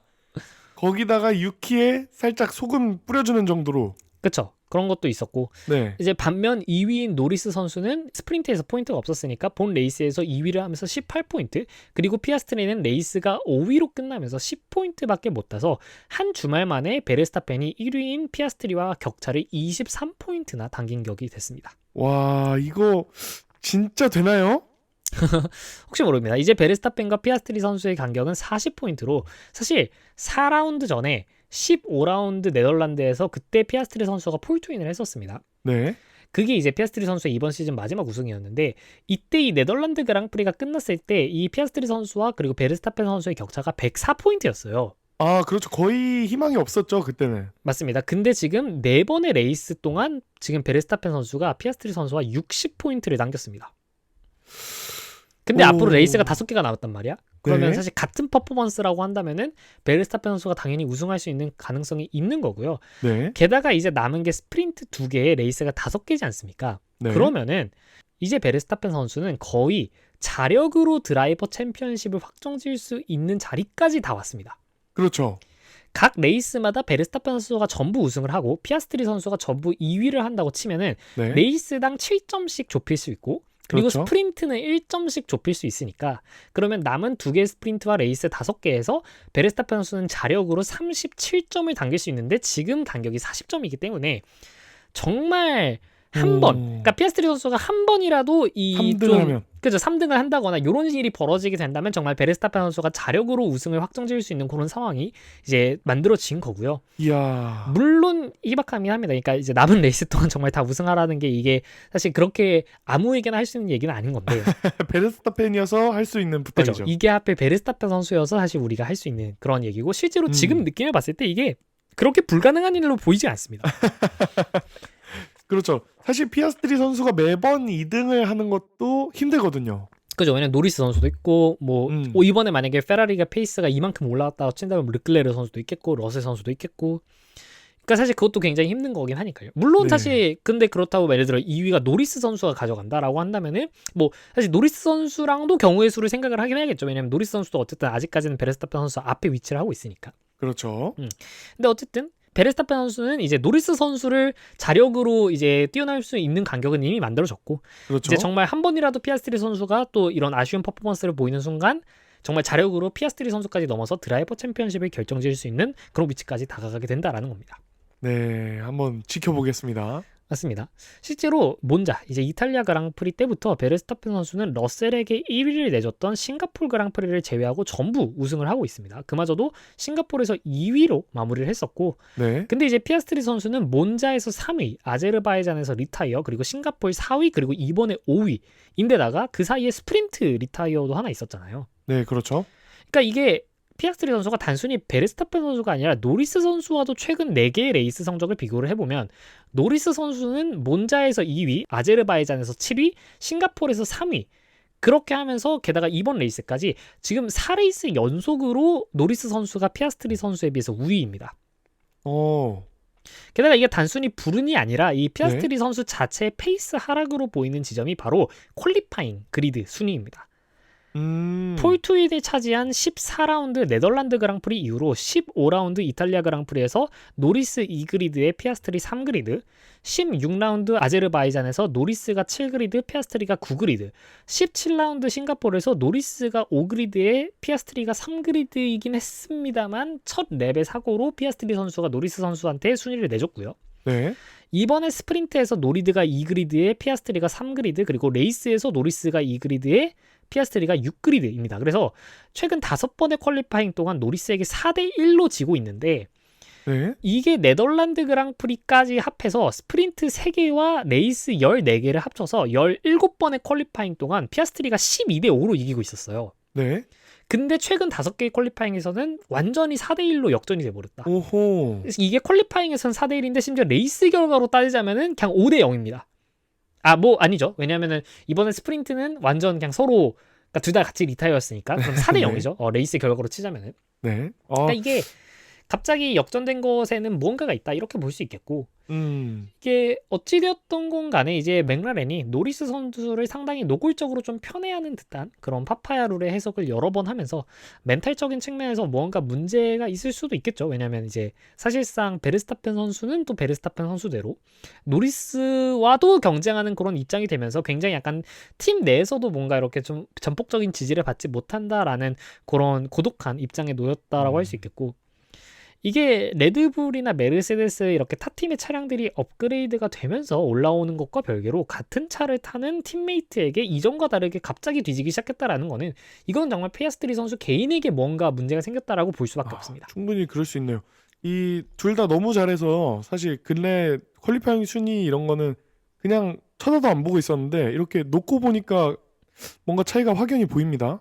그렇죠. 그래서 사실 뭐 피아스트리 선수는 굳이 뭐 이것저것 이야기는 하지 않았고 레이스가 끝난 뒤에 이제 뭐가 안 좋았는지 이제 하나하나 분석을 하면서 나가겠다 뭐 이런 식으로 이야기를 하긴 했습니다만 근데 어쨌든 뭐 이제 빠르게 반등을 해내지 못하면은 정말 이제 노리스 선수뿐만이 아니라 막스 선수한테 정말 드라이버 챔피언십을 줄 수도 있겠다라는 생각이 스물스물 정말 들어오는 그런 거라고 할 수 있겠습니다. 그렇습니다.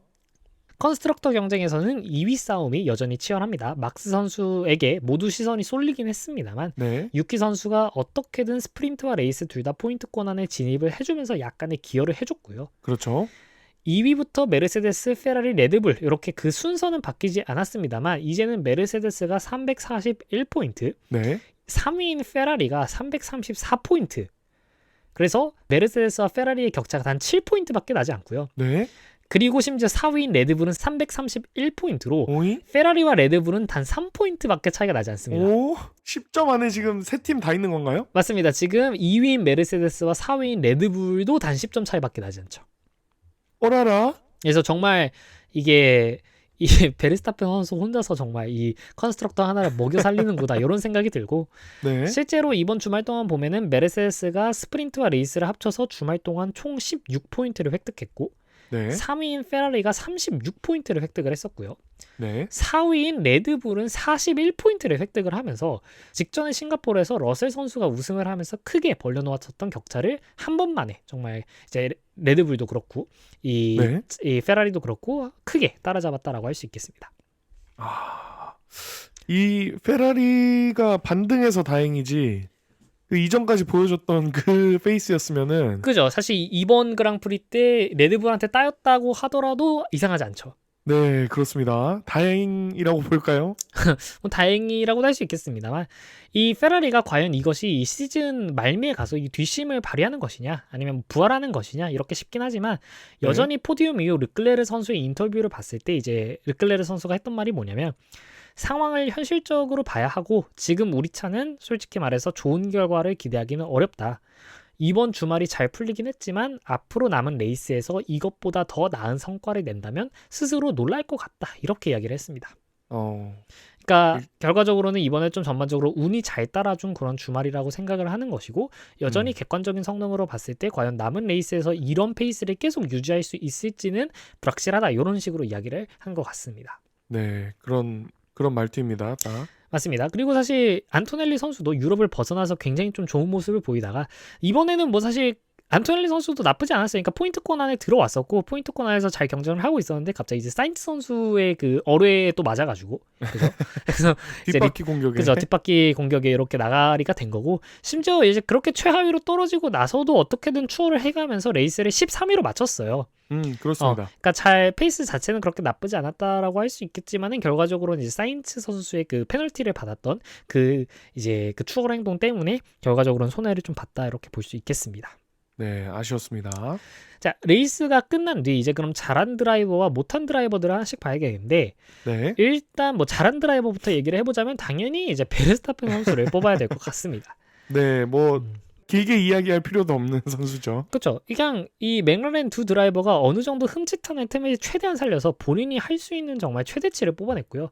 그나마 정말 오게티라고 한다면은 베르스타펜 선수가 이번 레이스에서 패스티스트 랩을 못 가져간 거. 그거 딱 하나밖에 없습니다. 정말 뭐 티끌 중에 티끌이네요. 그죠. 그 심지어 뭐 그 패스티스트 랩 포인트도 이번 시즌부터는 사라졌기 때문에 상관이 그렇죠. 없기는 합니다만, 그러니까 굳이 따지면 약간 좋은 기록 중에서 그나마 못 가져간 게 있다면 그것밖에 없다라는 거야. 네. 그래서 이제 정말 남은 레이스 동안 지금의 페이스를 그대로 보여준다면은 굳이 뭐 피아스트리 선수나 노리스 선수의 활약 여부와 관계없이 자력으로도 정말 챔피언십을 확정지을 수 있는 그런 모습을 보여주고 있다. 언제까지 이런 상승세가 유지가 될지 지켜볼 수 있겠다. 이렇게 볼 수 있겠습니다. 네. 자, 그리고 두 번째는 페라리입니다. 그중에서 사실 르클레르 선수가 굉장히 잘했다라고 할 수 있겠는데, 사실 해밀턴 선수는 그러니까 이게 굉장히 아쉽죠. 왜냐하면 이번에도 4위거든요. 지금 포디움에 아직 못 올랐죠?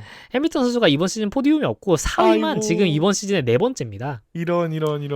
에밀리아 로마냐 그랑프리에서 루이스 해밀턴 선수가 4위를 했었고요. 11라운드 오스트리아 그랑프리에서 르클레르 선수가 3위를 할 때 루이스 해밀턴 선수가 4위를 했었고, 그리고 실버스톤 이 영국 그랑프리에서도 4위를 했었고, 그리고 이번 시즌 네 번째로 4위를 해가지고 정말 이 포디움 한번 오르기가 정말 힘들구나 라는 거고, 그리고 사실 페라리 전체적으로는 좀 프랙티스 때부터 이제 기어박스 손상 관련 문제가 있으면서 삐걱거리긴 했습니다만, 네. 이번에 3위하고 4위가 되면서 27포인트를 얻었습니다. 그래서 스프린트에서도 더블 포인트를 작성을 해서 이번 주말 동안 굉장히 많은 포인트를 가져갔는데, 스프린트를 제외한다라고 보더라도 레이스 한 번에 27포인트 이상을 얻었던 게 이번 시즌 세 번째입니다. 오. 8라운드 모나코에서 르클레르가 2위에 해밀턴이 5위를 하면서 18 더하기 10 해가지고 28포인트를 얻은 적이 있었고요. 네. 11라운드에서 오스트리아에서 르클레르가 3위, 그리고 해밀턴이 4위를 하면서 똑같이 27포인트를 가져간 적이 있었고, 네. 그리고 이번이 똑같이 3위하고 4위 하면서 27포인트에다가 스프린트 포인트까지 합친다고 한다면 이번 시즌 들어서 페라리가 단일 주말에 가장 많은 포인트를 딴 주말이 바로 이번 주였습니다. 오. 음. 초반부터 이렇게 좀 해줬으면. 근데 그렇다고 해서 이제 이걸 페라리가 살아났다라고 보기에는 이번 주말에는 운이 따라준 요소들도 꽤 있기 때문에 한번 마지막 이제 시즌 말미까지 가서 과연 페라리가 어떻게 이 페이스를 유지할 수 있을지 한번 보도록 하겠습니다. 네, 지켜보겠습니다. 자, 그리고 또 잘한 드라이버는 저는 홀켄베르크 선수를 좀 꼽고 싶은데, 홀켄베르크 선수가 이번 시즌에 있어서 싱가포르 아니죠, 실버스톤 영국에서 포디움을 했었죠. 239번째 레이스 만에 겨우겨우 포디움을 했었는데, 네. 그 이후로 페이스가 떨어지더니 점점 이 루키인 보톨레토 선수한테 밀리고 있었어요. 네. 실버스톤 포디움 이후에 8번의 퀄리파잉 연속으로 보톨레토 선수에게 지고 있었고, 그러다가 이제 싱가포르에서 보톨레토 선수를 이겨가지고 11그리드에서 출발한 데 이어서 오스틴, 이번 텍사스에서 역시 스프린트 레이스에서는 충격적인 4위 4그리드까지 차지를 했었고, 네. 메인 그랑프리에서는 싱가포르에 이어서 2회 연속 11번 그리드를 확보를 하면서 그 추세를 이어갔습니다. 네, 심지어 순위권 안에 또 들어왔죠, 포인트권까지. 맞습니다. 그래서 실제로 이번 포인트가 그 실버스톤에 있었던 포디움 이후 헐켄베르크 선수의 첫 포인트입니다. 그래서 헐켄베르크 선수가 다시 좀 보톨레토 선수가 주춤하는 틈을 타서 팀메이트 경쟁에서 조금 다시 좀 이제 앞서 나가는 추세, 이런 기세를 잡았다라고 할 수 있겠고, 네. 내년 시즌 어쨌든 헐켄베르크 선수가 지금 잘하는 거는 물론 자우버가 내년이면 또 해체되는, 그러니까 없어지는 팀이기도 하고, 네. 뭐 그렇다고 엄청나게 순위 경쟁을 하는 팀도 아니긴 합니다만, 결과적으로는 사실 내년이 되면 헐켄베르크 선수의 이 압박감이라고 할까요? 책임감이 남다를 수밖에 없거든요. 아우디의 퍼스트 드라이버, 정말 독일 차 브랜드의 독일인 퍼스트 드라이버로서의 그런 책임감이 있을 수밖에 없겠고, 네. 그러면 지금 이 레이스 결과를 지켜보는 그 아우디의 운영진들, 감독진들 딱 봤었을 때 정말 아무리 그냥 자국 선수니까 세웠다라고는 하지만은, 네. 그럼에도 실력으로 이거를 증명해 준다면 사실 이게 명분도 생기고 이게 얼마나 좋습니까? 마케팅적으로도 너무 좋죠.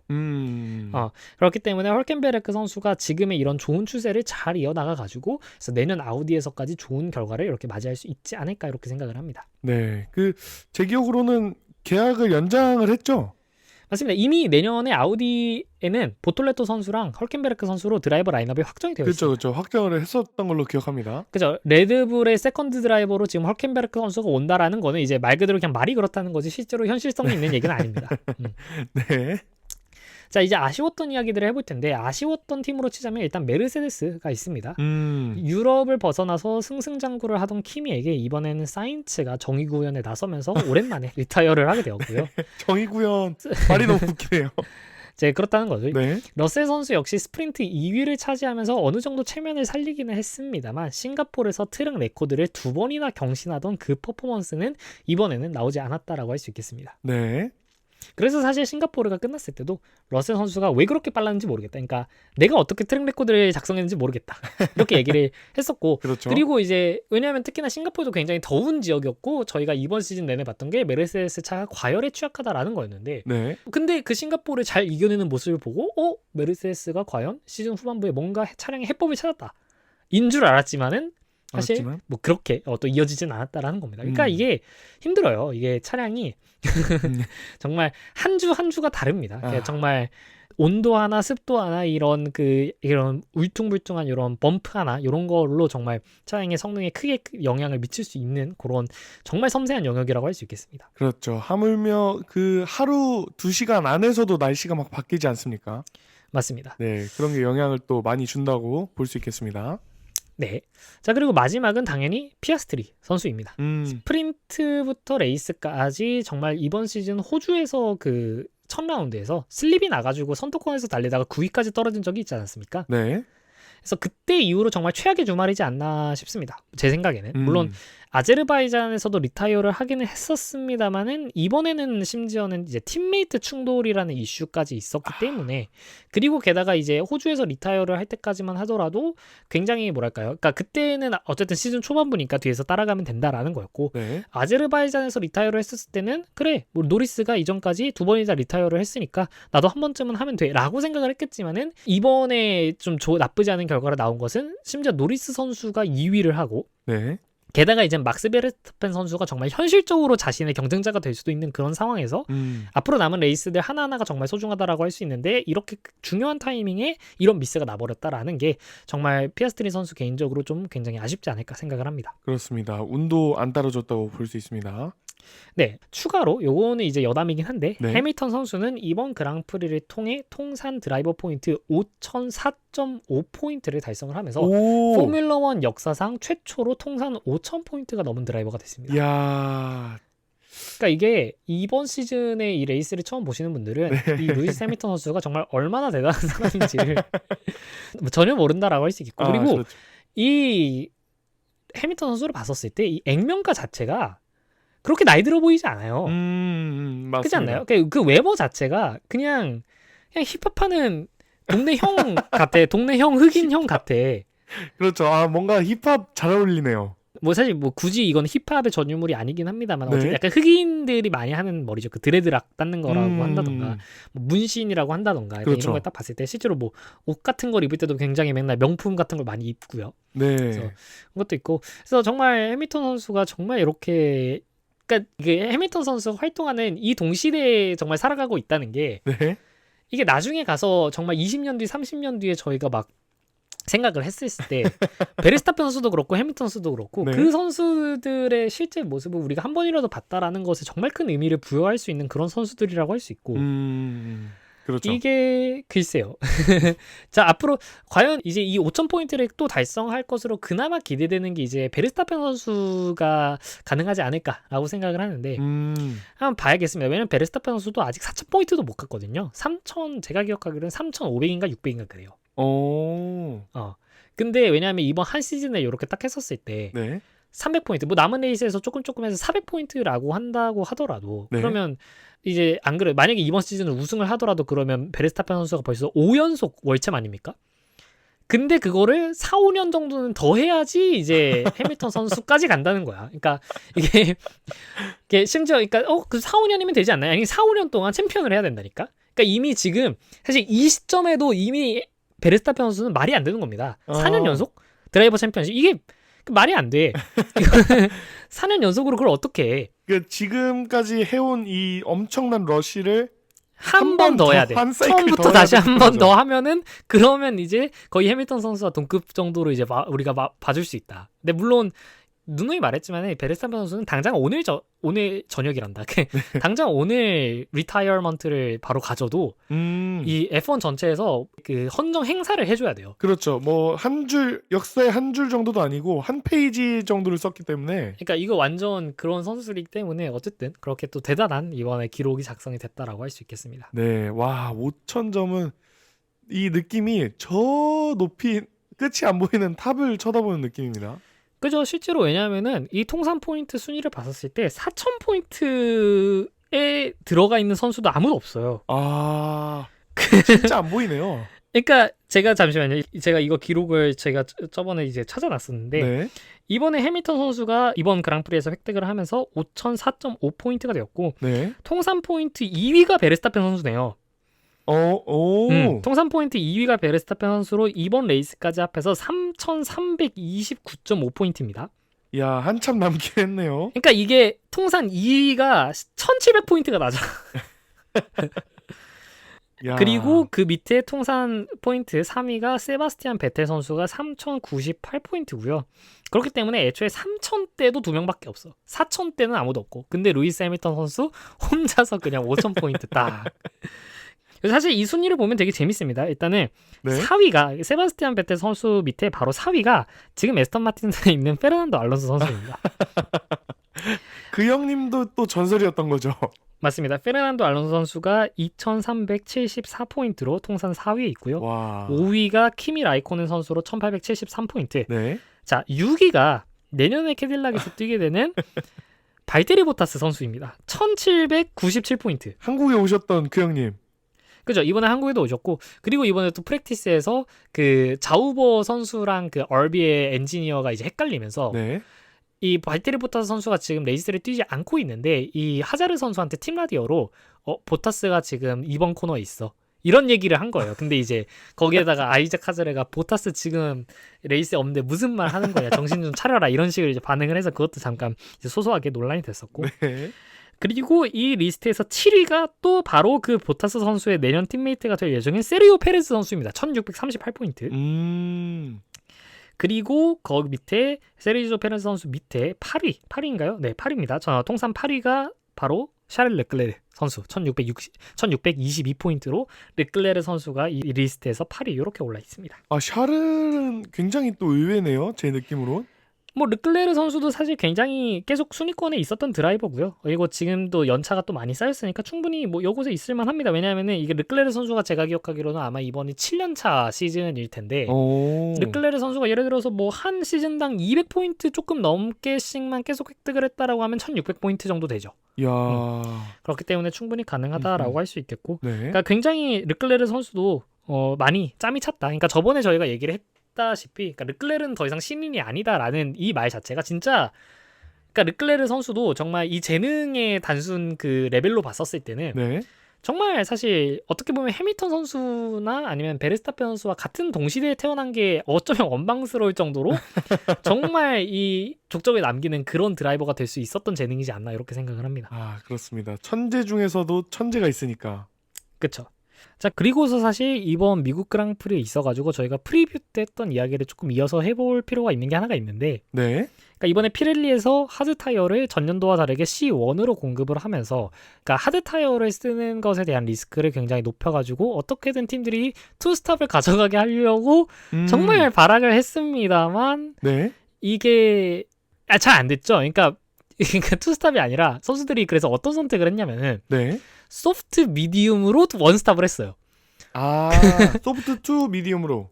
그죠? 그냥 소프트 투 미디엄 아니면 미디엄 투 소프트로 이렇게 그냥 두 개만 쓰면서 원스탑을 해버렸기 때문에, 그러니까 실제로 르클레르 선수가 이야기를 한 게 뭐냐면은 프랙티스 때 하드 타이어를 써봤는데 너무 느리다. 너무 느려가지고 나는 이제 어쨌든 이 하드 타이어를 쓰고 싶지 않았었고, 그래서 그냥 레이스 초반부터 시작을 할 때부터 어떻게든 타이어를 관리를 하면서 소프트와 미디엄 원스탑으로 가져갈 생각을 하고 있었다라는 거였고, 실제로 이제 레이스에서 우승을 한 베르스타펜 선수 역시 미디움으로 시작을 한 다음에 56랩 중 33랩을 미디움으로 달리고 나머지를 소프트로 달리면서 레이스를 끝냈고요. 네. 노리스 선수 역시 31랩까지 미디움을 쓰다가 그 이후에 소프트로 바꾸고, 르클레르 선수 역시 이제 소프트로 21랩까지 버티다가 노리스 선수한테 이제 추월을 당하고 나서 언더컷을 시도를 할 때 미디움으로 시작을 했죠. 그러니까 네, 그렇죠. 그냥 전체적으로 하드 타이어를 쓴 선수가 거의 없었어요. 그러니까 이게 전반적으로 차량들이 굉장히 많이 상행 평준화가 되면서 이 타이어 관리에 있어서도 엔간치 그냥 선수들이 다 너무 잘해. 그래서 이게 C1 정도 이렇게 하는 걸로는 이 투스탑을 할 그게 안 됩니다, 이제는.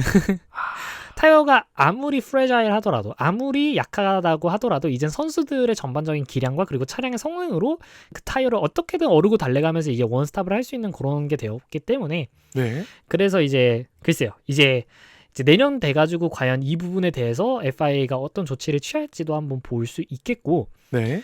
그리고 이제 또 해외에서 이제 얘기를 했던 게 뭐냐면은 제가 사실 이번에 나온 얘기는 아니었던 것 같고 좀 이전에 있었던 얘기 같은데 네. 이제 피렐리가 이 하드, 미디엄, 소프트 이 구분을 좀 바꿔야 된다라는 이야기를 하는 사람들이 있었어요.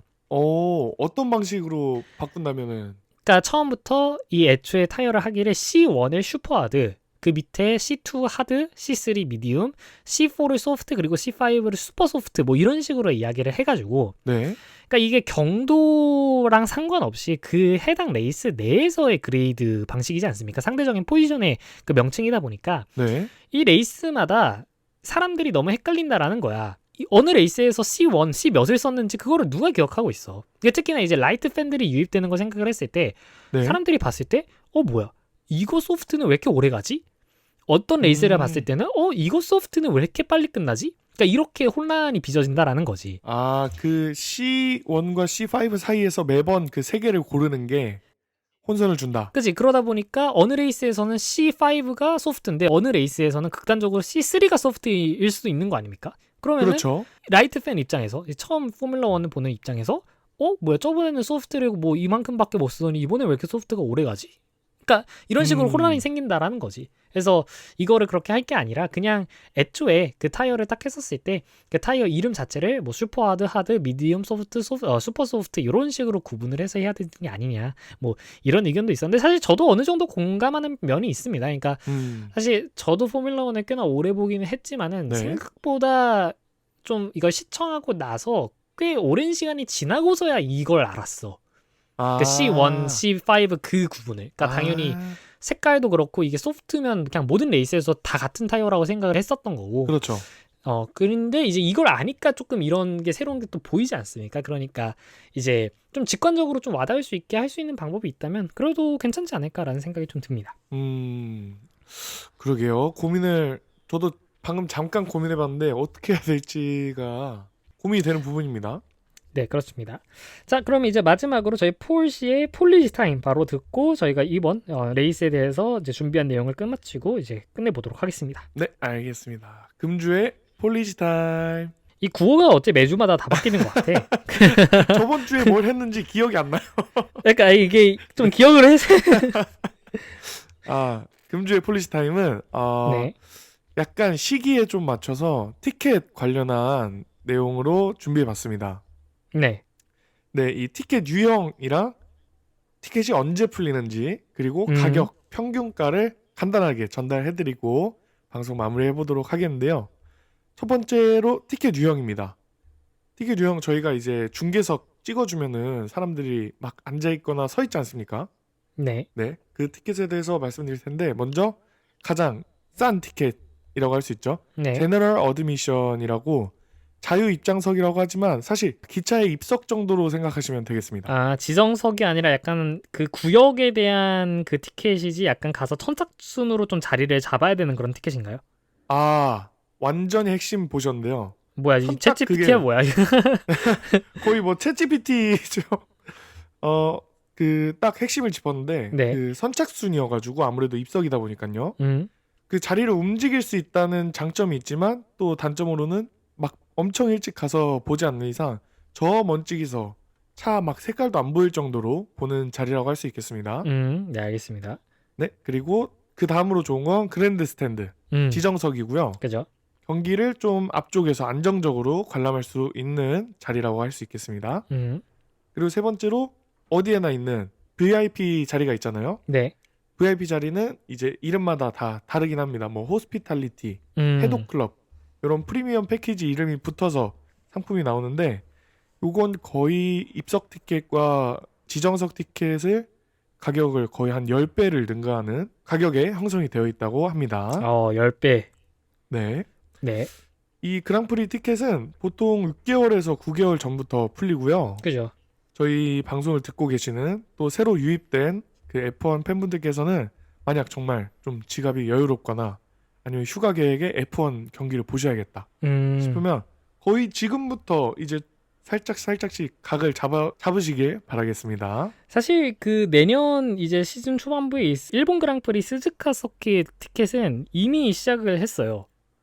일본이요. 그렇죠. 이미 예매를 시작을 해서 저희 그 오픈 채팅방 같은데 이제 보시면은 그 일본으로 특히나 이제 한국 분들이 많이 가시다 보니까 그런 네. 거랑 관련된 오픈 채팅방이 이미 있는데 거기 보시면은 이미 이제 뭐 가려고 했다가 친구가 안 간다고 해서 양도를 한다. 뭐 약간 이런 것부터 시작해가지고 내년 비행기 예매 이런 얘기를 벌써 하고 계세요. 그래서 오픈 채팅방까지 있네요. 네, 그런 것들이 있기 때문에 그래서 이미 뭐 저도 안에 들어가가지고 뭐 관련된 정보를 좀 얻으려고 하고 있는데 네. 그래서 어떻게 보자면 사실 이제 내년 일본 그랑프리를 가실 거면은 이미 거의 늦었다라고 할 수 있겠고 이야. 그러면은 그다음에 이제 한국인들이 좀 노릴 만한 그랑프리라고 한다면은 글쎄요, 중국? 다음으로는 뭐 이제 중국 그랑프리 뭐 그런 것들이 음. 있겠고 뭐 싱가포르는 뭐 이제 막 끝났으니까요. 네. 한참 남았고 모나코도 유럽이죠. 뭐 그런 쪽도 가기 힘들고 사실상 이제 좀 중국 정도를 제외하면은 호주도 안 돼. 호주도 멀어. 그냥 다 멉니다. 호주 그냥 멀죠. 그러니까 엔간에서는 그냥 뭐 적어도 태국 그랑프리, 그러니까 타일랜드 그랑프리라도 생기기를 조금 바라는 게 좀 현실적이고요. 게다가 그쪽에는 이제 알본 선수도 있고 하면서 특히나 현실성 있는 이야기가 많이 나온다라고 하니까요. 그리고 사실 가장 좋은 거는 결국 인천의 그랑프리를 하는 거죠. 그죠? 인천 이제. 서킷. 근데 그거는 그렇게 되면은 정말 게다가 첫 해 만약에 한다고 치면은 그 첫 해는 진짜 그러니까 벼르고 벼렸던 사람들이 싹 다 몰릴 거 아니야. 그렇죠. 미어 터지고 암표 막 팔리고 있고. 그거 티켓을 어떻게 예매할지부터 시작해서 분명 또 처음에는 또 시행착오를 겪다 보면은 그렇죠. 처음에 또 진짜 정말 대기주부터 시작해가지고 깔끔하지 못한 진행이 좀 있을 수도 있는데 좀 애매하죠. 그러니까 이게 언제쯤 저도 직관에 가볼 수 있을지 잘 모르겠습니다. 네, 또 기회를 저희 같이 한번 잘 잡아보시죠. 알겠습니다. 네. 자, 그러면 그렇게 저희 오늘 티켓 이야기까지 오늘 폴리즈에서 한번 다뤄봤고 잠깐 저희 가격만 빠르게 말씀드리겠습니다. 가격까지. 네. 입석 이번 25년 시즌 입석 기준 평균가만 금방 말씀드리겠습니다. 네. 달러로 이제 그 입석 기준은 226불. 226불. 네, 꽤 비싸요. 그렇게 되면 226불이면 30만 원 거의 정도? 35만 원. 요즘 환율이 또 워낙에 높기 때문에. 네, 30만 원 정도 되고요. 네. 그 지정석은 조금 더 비싼 한 350불 정도로 50만 원 정도 하겠네요, 그러면. 그렇죠. 한 50만 원 좀 안 된다고 볼 수 있겠습니다. 네. 그리고 아까 10배라고 말씀드렸던 VIP 티켓은 300만 원 정도. 네. 네, 그만할 만하죠. 왜냐하면 이번에 그 피치스 그 쇼런, 메르세데스 쇼런에서도 VIP 가장 비싼 그 VIP 라운지 티켓이 1,000만 원이었어요. 네? 1,000만 원짜리 티켓이 있었습니다. 1,000만 원이요? 있었고 매진이 됐어. 누가 샀는지 모르겠지만 오호? 아무튼 매진이 됐습니다. 그러니까 거기 위에 가면은 뭐 케이터링도 있고 술도 주고 이제 웨이터도 있고 약간 그런 그 패독 클럽 그런 스카이박스 그런 거였는데. 이야. 그렇고 제가 알기로 이게 그 티켓이 결국 그 FIA에서 정하는 게 아니라 그 그랑프리별로 정해요. 그러니까 이게 애초에 그 티켓 가격을 정하는 주체가 FIA가 아닙니다. 그렇죠. 그러니까 이게 장사 느낌인 거죠. 그죠. 이 개최권을 그러니까 이 FIA는 사실 그런 식으로 하면은 이게 하나하나 마케팅을 자기네들이 다 때려야 하고 그러면 그랑프리마다 수익이 너무 불안정하니까 지금 그래서 F1의 비즈니스 모델을 보면은 각 레이스 서킷에게 그 그랑프리 개최권을 판매하는 형식이고 네. 그 이후로부터는 그 서킷 운영 주체의 몫이야. 그러니까 예를 들어서 뭐 정말 그냥 싸긴 하지만 예를 들어서 네. 10억을 주고 FIA한테서 우리 서킷이 F1 개최권을 갖고 왔다. 그러면은 네. 그 10억을 넘게 이익을 남기는 건 그때부터는 이제 자기네들 이제 우리가 해야 되는 거야. FIA는 더 이상 관여하지 않습니다. 그렇기 때문에 결국 그 티켓 운영을 정하는 거는 그 트랙의 이제 운영 주체가 이렇게 정하는 거고 그러다 보니까 이제 모든 그랑프리마다 이제 약간의 티켓 가격이 전부 다른 상황이 발생을 하는 게 이제 그것 때문인 거죠. FIA에서 이렇게 좀 공통적으로 관리를 하는 게 아니기 때문에. 그래서 뭐 그런 것도 있겠고 네. 뭐 아니면은 사실 만약 정말 돈이 많다고 하신다면은 굳이 그 스탠드에 가가지고 이렇게 지지고 복구할 필요 없이 그 모나코 있지 않습니까? 네. 모나코나 아니면 뭐 싱가포르의 마리나 샌즈베이 호텔처럼 호텔에서 볼 수 있어. 시가지 서킷이라고 한다면 호텔이나 이런 스카이스크레이퍼 같은 데 위에서 이렇게 내려다보면서 볼 수도 있겠다. 물론 그게 훨씬 더 비싸다. 그러니까 이번에 일단 싱가포르의 마리나 샌즈베이 그 호텔 네. 그 싱가포르 레이스를 하는 그 토요일에서 일요일 아니죠. 죄송합니다. 일요일 밤. 그러니까 일요일에서 월요일로 넘어가는 숙박 한 하룻밤이 가장 싼 곳이 300만 원 정도였으니까. 근데 이제 가장 싸다고 하면 결국 이제 레이스가 제대로 보이지도 않는 한 2, 3층 뭐 이런 데일 거란 말이에요. 그러니까 네. 정말 레이스를 위해서 관망하고 싶으면 한 5, 600 정도는 쓰셔야 된다라고 볼 수 있겠고. 야, 하룻밤이죠. 모나코 같은 경우는 제가 그때 마지막으로 찾아봤을 때는 그 모나코의 가장 그 아이코닉한 헤어핀 6번 코너 있지 않습니까? 네. 가장 느린 코너. 네. 그쪽을 바라보고 있는 그쪽에 있는 호텔이 그쪽 바라보는 창문을 가진 그게 한 박에 800만 원인가? 라고 제가 기억을 합니다. 그 일요일 하루 숙박. 일요일에서 월요일로 넘어가는 딱 그 하루 숙박이 그렇기 때문에 800만 원. 네. 근데 이제 그마저도 심지어 제가 그때 2024 시즌이었잖아요. 그러니까 네. 이번 시즌 2025 시즌 모나코를 앞두고 제가 찾아봤을 때 이미 2026 시즌 일정까지 예매가 돼 있는 상태였어. 그렇기 때문에 돈이 있어도 못 간다. 그러니까 한 2년 전에 예매하지 않으면 돈이 있어도 못 간다는 겁니다. 그런데 야, 이렇게 보면 참 그 많은 돈이 오가는 스포츠라고 할 법합니다. 뭐 그냥 뭐 그들이 사는 세상이죠. 정말 그 사세지. 우리는 정말 상상할 수 없는 그런 것들이 있지 않나라고 생각을 합니다. 네, 저희도 열심히 벌어서 그냥 영수증 안 보고 그 방 가격을 끊어버리는 그날까지 정진하겠습니다. 열심히 이게 좀 약간의 얼마나 운이 좀 열심히 따라 벌어야 될까요? 운이 좀 따라줘야 될 것 같다는 생각은 듭니다. 이제 열심히로 내 노력으로 과연 그 정도까지 갈 수 있을까? 과연. 네, 자, 오늘 이렇게- 플리즈는 여기까지입니다. 네, 자 그러면 저희가 오늘 이제 이번 미국 그랑프리를 위해서 준비한 내용 여기까지 하겠고 저희는 그러면 다음 멕시코 그랑프리 프리뷰로 또 찾아뵙도록 하겠습니다. 네, 알겠습니다. 수고 많으셨습니다.